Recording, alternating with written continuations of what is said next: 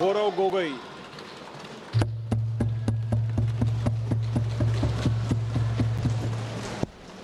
धन्यवाद अध्यक्ष महोदय।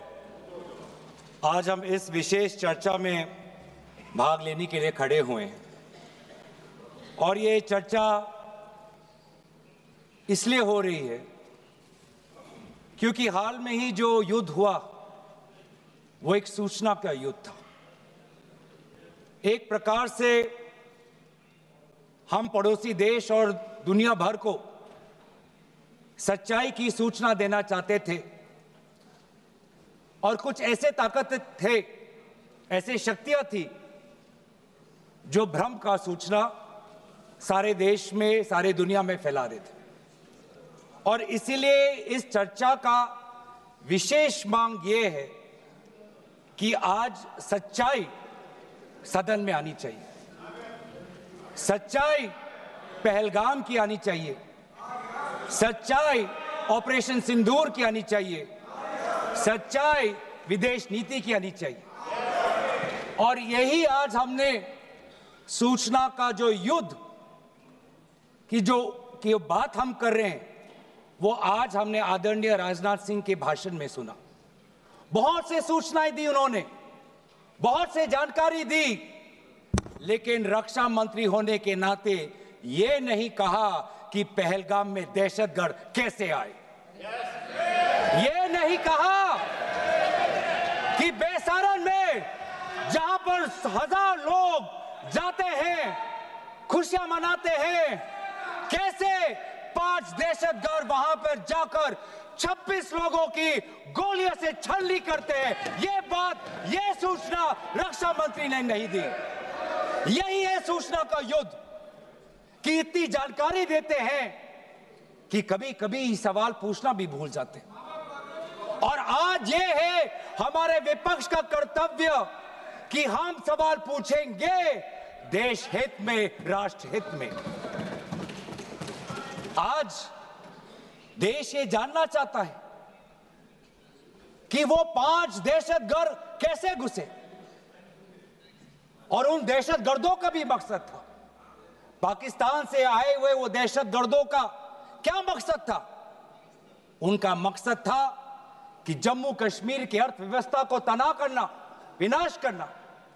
उनका मकसद था कि भारत देश में एक सांप्रदायिक वातावरण का जन्म देना। उनका मकसद यह था कि भारत और पाकिस्तान का एक हाइफिनेशन होना। यह था उनका मकसद।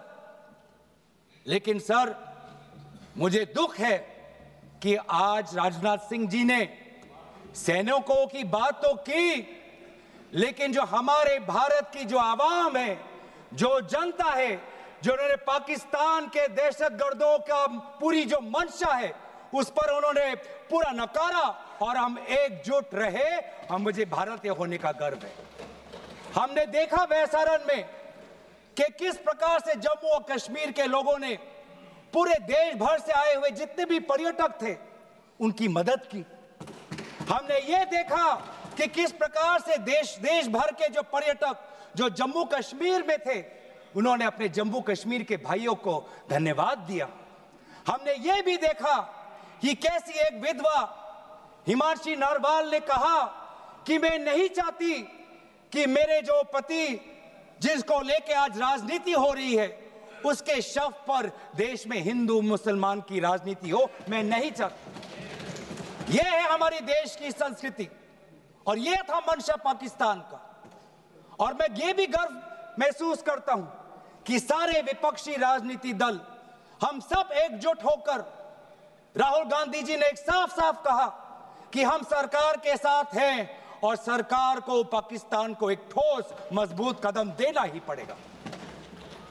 लेकिन देश ये भी जानना चाहता है, वे 26 लोग जो जिनके परिवारों में आज कोई गुजर गया, वे ये भी जानना चाहता है कि 100 दिन गुजर गए और वे 5 दहशतगर्दियों को ये सरकार पकड़ नहीं पाई।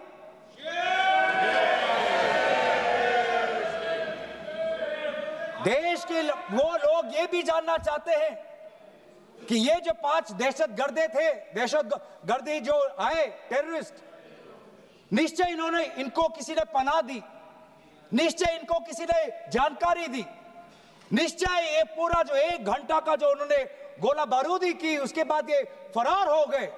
उनको फरार होने में भी किसी ने उनकी मदद की, और आज भी ये 100 दिन हो गए और सरकार के पास कोई जवाब नहीं।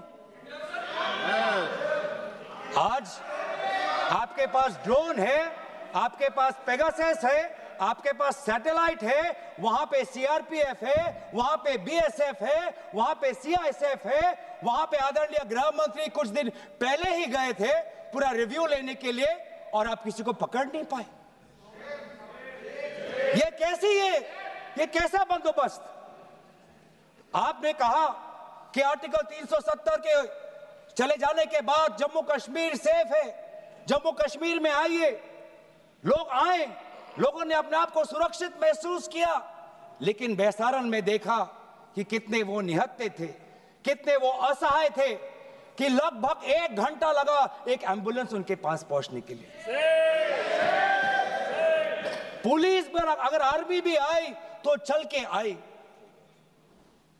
और सर, मैं वो नजारा भूल नहीं सकता, एक मां और एक बेटी चल के नीचे आ रही थी, एक भारत के सिपाही को देखा और सिपाही को देखकर वो रो पड़े, खुशी से नहीं, डर से, क्योंकि उनको लगा कि वे दहशतगर्द जिन्होंने सिपाहियों का यूनिफॉर्म पहनकर वहां पर लोगों को मारा, आज वही दहशतगर्द आज पहाड़ के नीचे उनका इंतजार कर। उस भारत के सिपाही को कहना पड़ा कि मैं भारतीय हूं, तुम डरो मत, मैं भारतीय हूं, तुम सेफ हो, सुरक्षित हो। ऐसा दहशत उन्होंने महसूस किया। इस दहशत के ऊपर, इस डर के ऊपर आदरणीय राजनाथ सिंह एक शब्द तो कहते, आप एक शब्द तो कहते। ये आपकी भी जिम्मेवारी है राजनाथ जी, ये आपकी भी जिम्मेवारी है, रक्षा मंत्रालय का भी जिम्मेवारी है। बार बार हम ये देख रहे हैं सर कि आदरणीय गृह मंत्री जाते हैं, कहते हैं कि बहुत अच्छा बंदोबस्त हो गया है, टेररिज्म के हमने उनकी रीढ़ की हड्डी तोड़ दी। तब भी उरी होता है, तब भी बालाकोट, तब भी पुलवामा होता है, तब भी पहलगाम होता है। अंत में जाके जिम्मेवारी कौन लेता है? जम्मू कश्मीर के लेफ्टिनेंट गवर्नर नहीं। अगर जिम्मेवारी किसको लेनी पड़ेगी तो आदरणीय गृह मंत्री आपको लेनी पड़ेगी, नैतिक जिम्मेवारी आपको लेनी पड़ेगी। आप लेफ्टिनेंट गवर्नर के पीछे नहीं छुप सकते, आप लेफ्टिनेंट गवर्नर के पीछे ये केंद्र सरकार नहीं छुप सकती, क्योंकि गृह मंत्री खुद वहां पे थे कुछ ही हफ्ते पहले, खुद उन्होंने सिक्योरिटी का रिव्यू लिया कि आपके पास जानकारी नहीं थी। और सर, ये सरकार इतनी कमजोर, ये सरकार इतनी बुज़दिल कि आज उन्होंने इस सर में, क्योंकि उन्होंने अगर इसका किसी का दोष दिया तो टूर ऑपरेटर्स को दोष दिया कि टूर ऑपरेटर्स बिना अनुमति के द्वारा, बिना लाइसेंसेस के द्वारा लोगों को बेसारन ले जा रहे, हमें तो पता ही नहीं था। ये है इनका कारण, ये बताना चाहते हैं। तो सर, यही तो दुख की बात है कि कहीं ना कहीं एक सरकार में एक अहंकार आ चुका है। इंटेलिजेंस और सिक्योरिटी जो फ्रेमवर्क है, एस्टैब्लिशमेंट है, जो लोग हैं जो निर्णय लेते हैं इंटेलिजेंस और सिक्योरिटी की, आज उनमें एक अहंकार आ गया है कि चाहे जितनी भी बड़ी गलती हो उन पर कोई सवाल नहीं उठा सकता। लेकिन आज हम सवाल उठा रहे हैं, आज हम सवाल उठा रहे हैं, आज हम सवाल उठाएंगे।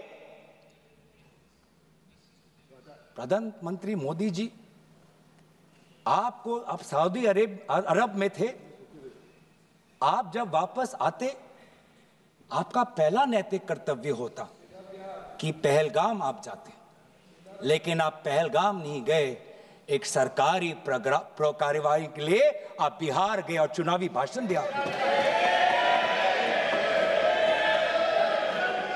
देश के मुखिया सऊदी अरब में थे, पूरा कार्यक्रम उन्होंने संपूर्ण किया, वापस आए और वो पहलगाम भी नहीं जा पाए और बिहार में जाके चुनावी भाषण दे रहे हैं। अगर पहलगाम में कोई गया तो हमारा नेता राहुल गांधी गया।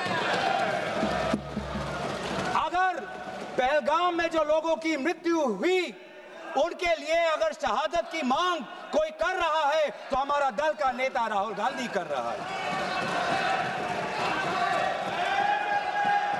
राहुल गांधी जी बदामी के कंटोनमेंट में गए। सर मैं बोलूं? Sir house in order.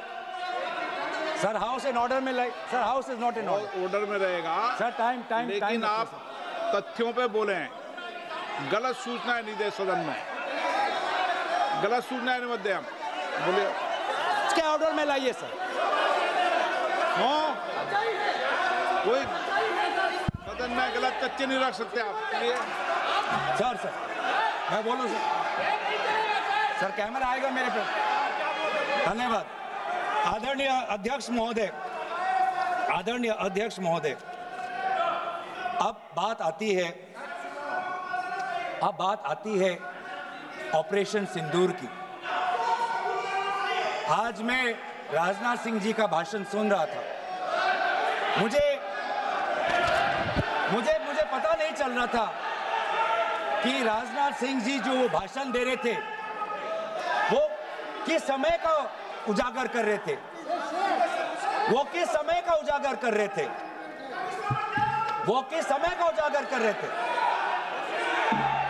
क्या वो 2016 के बाद क्या उन्होंने ये नहीं कहा कि हम घुस के मारेंगे और पाकिस्तान को आज वो उनका जो भी टेररिस्ट इंफ्रास्ट्रक्चर है उसको खत्म कर देंगे? वही बातें तब की, वही बातें पुलवामा की बात की कि पुलवामा के बाद आज हमारे लड़ाकू जहाज अब गए हैं, अब पाकिस्तान अब कभी भी भारत पर उंगली नहीं दिखा सकता। और उसके बाद आज दोबारा वही बातें कर रहे हैं। कि हम घुस के मारे, हमने ये किया, फलाना किया। और ये अब भी कह रहे हैं कि ऑपरेशन सिंदूर कंप्लीट नहीं हुआ, अधूरा है, क्योंकि कल को जाके दोबारा पाकिस्तान कर सकता है।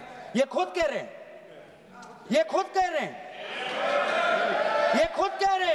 कि इसके पश्चात भी पाकिस्तान कल को जाके कर सकता है। तो ये जो सफल कैसे हुआ? फिर क्या सफल हुआ? आज ये खुद कह रहे हैं कि हमारा मकसद युद्ध का नहीं था। हम पूछना चाहते क्यों नहीं था, होना चाहिए था। आज उन्होंने खुद कहा कि हमारा मकसद जमीन लेने का नहीं था। क्यों नहीं था? पाकिस्तान ऑक्यूपाइड कश्मीर अगर आज नहीं लेंगे तो कब लेंगे? ये उन्होंने खुद कहा कि हमारा मकसद था टेररिस्ट के इंफ्रास्ट्रक्चर पर आक्रमण करना। तो क्या हमने उरी के समय नहीं किया? क्या हमने पुलवामा के समय नहीं किया? लेकिन उसके पश्चात भी पाकिस्तान का इतना साहस कि आज उन्होंने पहलगाम में जो पिछले 20 वर्षों में हमारे भारतीय नागरिकों पर सबसे दर्दनाक अगर हमला हुआ है तो आपके समय पे हुआ है। आपके समय में उरी हुआ, आपके समय में पुलवामा हुआ और आपके समय में आज पहलगाम हो रहा है। कुछ बातों का उजागर किया, कुछ किताबों का भी उजागर किया। ये नई प्रक्रिया है सर। हर चर्चा में आदरणीय भाजपा के नेता एक किताब उठा लेते हैं, जानकारी दे रहे थे। हमें नहीं सर, ब्लूमबर्ग को क्या जानकारी दिया, मैं पूरा पढ़ लेता हूं without editing. What is important, क्या जरूरी, हिंदी में अनुवाद करने की कोशिश भी करता हूं, मत करो। क्या ये जरूरी नहीं कि जेट गिरे, पर क्यों गिरे, क्या गलतियां हुई, वो महत्वपूर्ण है। संख्या महत्वपूर्ण नहीं सर। 35 ही राफेल है देश में, 35 ही राफेल है। अगर उनमें से कुछ गिरे भी तो देखिए सर, मुझे तो लगता है कि बहुत बड़ी क्षति हुई। 35 राफेल, अगर कुछ उनमें से भी अगर कुछ गिरे तो मुझे लगता है कि जरूरी है, क्योंकि आपको लगता है कि 35 राफेल काफी है, तो अगर कुछ गिरे तो वो भी जरूरी है। और उन्होंने उसके बाद ये कहा कि ये बात अच्छी है कि हमने अपनी गलतियों को समझा, उसको सुधरा और 2 दिन बाद हमने अपने जेट को उड़ाए और दूर से हमने आक्रमण किया। सर, ये मैं थोड़ी जानकारी चाहूंगा।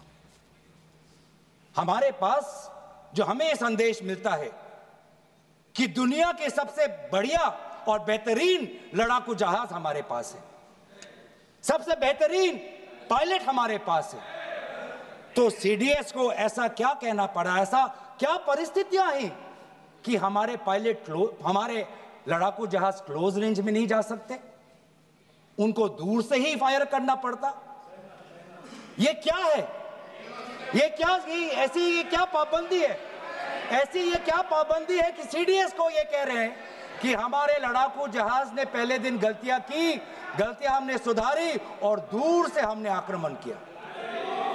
क्या हम पास से नहीं कर सकते? ये जानकारी हमें दे। हम ये जानना चाहते हैं कि lieutenant general Rahul R Singh ने सदन के अंदर नहीं, सांसदों को नहीं, राजनीतिक दलों के फ्लो लीडर्स को नहीं, फिक्की में जाके कहा। क्या कहा? उसका भी मैं हिंदी में अनुवाद करता हूं कि पाकिस्तान तो सिर्फ फ्रंट पे था और पाकिस्तान के पीछे चाइना उनके पूरी तरीके से समर्थन कर रहा है। ऐसी कोई आश्चर्य की बात नहीं होनी चाहिए, क्योंकि पिछले 5 वर्षों में लगभग 80% मिलिट्री हार्डवेयर पाकिस्तान को सब पूरा चाइना से मिल रहा है। तो सर, मैं आज पूछना चाहूंगा आदरणीय राजनाथ सिंह जी से, जो सरकार चीन को लाल आंख दिखाने की बात करती है, एक बार भी आपने चीन का उजागर अपने भाषण में क्यों नहीं किया? आर्मी कर रही है, आर्मी के कह रही है, आर्मी कहती है कि आज कि सिर्फ चीन और पाकिस्तान का ये 2 फ्रंट नहीं, अब 3 फ्रंट का भी हो सकता है, कन्वर्जेंस हो सकता है चीन, पाकिस्तान और बांग्लादेश को लेकर। लेकिन मैं सरकार को याद दिलाना चाहूंगा कि ये जो 2 फ्रंट की जो बात थी, इस बात की शुरुआत किसने की थी? इस बात की चेतावनी किसने दी थी? इस बात की चेतावनी इसी सदन में हमारे दल के नेता राहुल गांधी जी ने दी थी। और यही हम जानना चाहते हैं, यही हम जानना चाहते हैं कि आज जो युद्ध हुआ, इसमें पाकिस्तान को चीन से कितना समर्थन मिल रहा है। हम सेना से नहीं, आज हम आदरणीय राजनाथ सिंह जी से और प्रधानमंत्री मोदी जी से जानना चाहते हैं।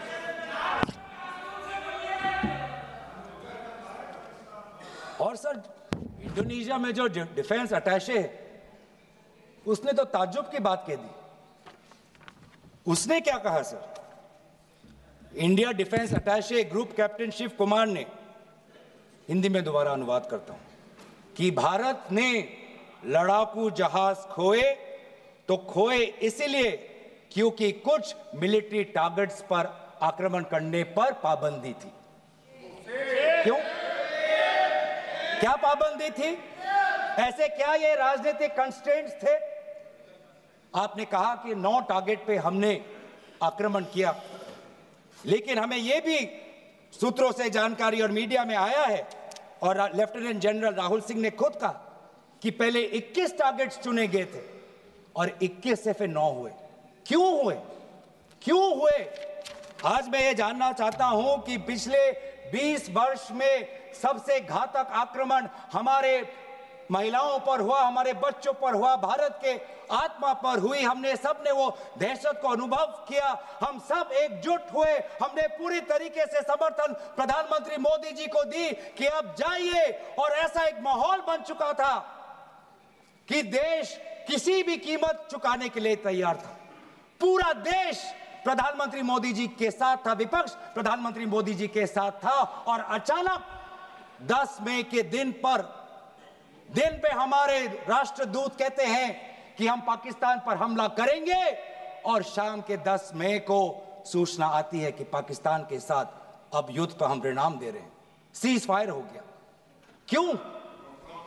क्यों हुआ? हम आदरणीय प्रधानमंत्री मोदी जी से जानना चाहते थे, अगर पाकिस्तान वाकई में अपने घुटने टिकने के लिए तैयार था तो आपने क्यों रुका? आप क्यों रुके? और किसके सामने आप झुके? किसके सामने आपने सरेंडर किया? किसके सामने आपने सरेंडर किया? वो अमेरिका के राष्ट्रपति जो 26 बार आज कह चुके हैं कि व्यापार को लेकर उन्होंने भारत और पाकिस्तान को सतर्क किया और दोनों को मजबूर किया कि वो इस जंग को छोड़े। 26 बार। आज राष्ट्रपति ट्रंप खुद कहते हैं कि 5-6 जेट गिरे हैं। एक एक जेट करोड़ करोड़ अरब अरब रुपयों का है, मिलियंस एंड मिलियंस का है। इसलिए हम जानना चाहते हैं, आज हमें स्पष्ट रूप से आदरणीय राजनाथ सिंह जी बताएं, देश पर विश्वास करें, देश में वो साहस है सच्चाई सुनने की। आज आप बताएं कितने लड़ाकू जहाज गिरे। हमारे में वो साहस है, क्योंकि ये सूचना, ये सच्चाई सिर्फ देश के नागरिकों के लिए नहीं, ये सूचना, ये सच्चाई हमें देश के जवानों को भी देना है। आज उनसे भी झूठ कहा जा रहा है, उनके बीच में भी भ्रम फैलाया जा रहा है। हम उनकी जो सच्चाई है आज हम सदन के अंदर लाना चाहते हैं। और सर, बात में आती है विदेश नीति की। किस मुंह से हम कहें कि विदेश नीति आज सफल हुआ है? किस मुंह से कहें? ये आदरणीय राजनाथ सिंह जी, शंगीला में जो डायलॉग हुआ, उस डायलॉग में जो ड्राफ्ट जो आया, जिसको भारत सरकार ने नकारा, वो ड्राफ्ट बनाने में हमारे ही कुछ सहयोगी देश थे, जिनका नाम मैं नहीं लेना चाहूंगा।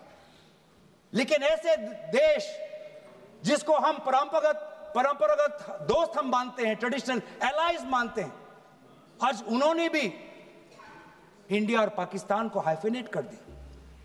और आप ये शब्दों के खेल से आप खुश हो कि ब्राजील के डॉक्यूमेंट में पाकिस्तान, ये जम्मू कश्मीर का पाकिस्तान का भी नहीं, ब्राजील के डॉक्यूमेंट में सिर्फ जम्मू कश्मीर में जो दहशतगर्दी हुई उसी की निंदा हुई, पाकिस्तान की निंदा नहीं हुई। पर आप उससे खुश हो?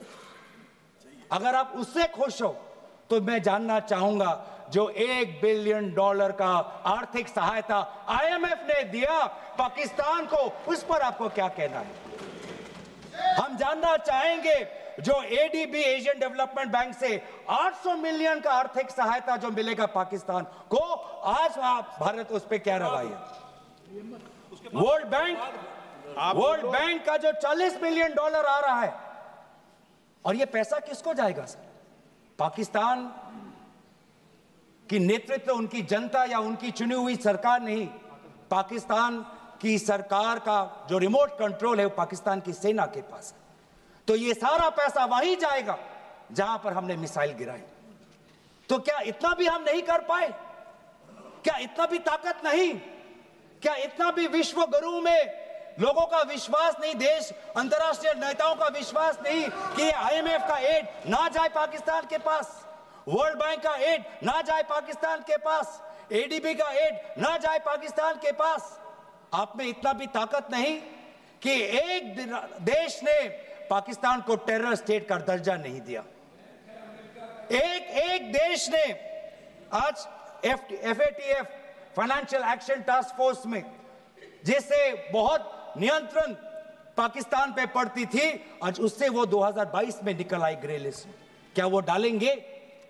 तो इसीलिए आज हम ये मांग करते हैं कि सरकार अब डरिए मत, सच्चाई से डरिए मत।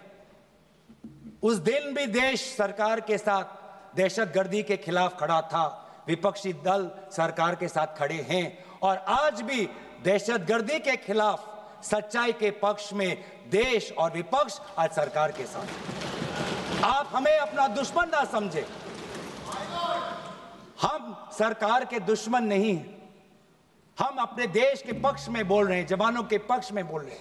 पर आप हमें कृपया सच्चाई देने का हमें वो सम्मान दीजिए। सच्चाई सुनने का अधिकार हमारा है, और जितने बार आप झूठ और भ्रम फैलाएंगे, हम उतनी बार आपको पूछते जाएंगे कि आपने क्या किया। और इसीलिए आज मैं खड़ा हूं। अपेक्षा बहुत की थी कि पहलगाम का उजागर होगा। आदरणीय गृह मंत्री नैतिक जिम्मेवारी लेंगे, राष्ट्रीय सुरक्षा सलाहकार नैतिक जिम्मेवारी लेंगे और प्रधानमंत्री मोदी जी कहेंगे क्यों उन्होंने ऑपरेशन सिंदूर जो अंतिम अंजाम था, हमें तो मीडिया में सुनते हुए ऐसा लगा कि हम कराची में उठेंगे।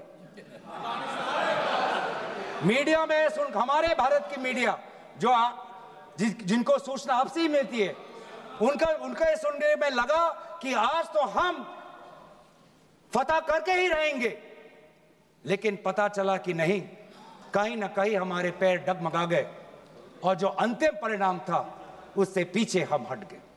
हमें पीछे नहीं हटना, हमें आगे बढ़ना है सच्चाई के साथ, लोकतंत्र के पक्ष में। इन्हीं बातों के साथ मैं अपना पक्ष समाप्त करता हूं। धन्यवाद। जय हिंद।